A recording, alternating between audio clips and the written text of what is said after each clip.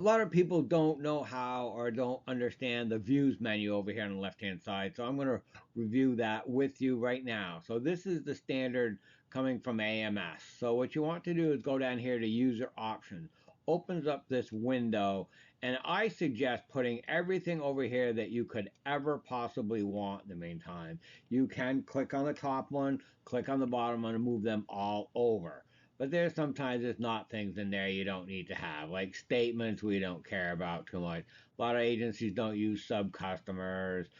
So now we got all these ideas over here that we have. Now, one of the things that I do like to do is to put suspense at the top of my screen, because that way when a customer calls, you'll know what's going on with that customer, even if you did not know, you did not talk to that customer. Policies, activity, all these to be the main things we do, keep them right on top in the meantime.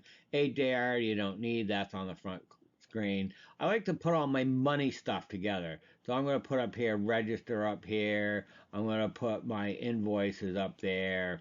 And I like to do a little bit of alphabetical order in the meantime when you're talking about these for register and receipts. So I put all my forms together, claims, binders, search. Change requests will probably be up here by policy information, although we don't use them very often. Search, evidence of property, EPIs. Let's put this up into there also. Um, and then I like to put documents at the very bottom and submissions because of commercial lines. Now that we've got all that done, literally click update and click save and close. And now you'll see this will populate over here on the left hand side. Once you've done that, I do suggest going into the view options on all these and changing them. 400 is my favorite day, my favorite in there. And I always unselect this first policy, change around these a little bit. Activity, so I go 400, 999 days in that one. Change request, not really very much to do in there. Invoices, I do invoices all out here. The same thing with register, I do all. Receipts, I do all as well. So you don't miss one. Claims, you don't have much to.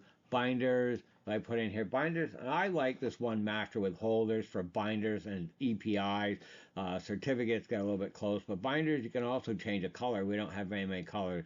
Certificates, you can put in here master with holders, but if you've got a client with a lot of holders, you want to change this back to just plain master. And then when you do that, make sure you save that. EPI is the same thing, master with holders.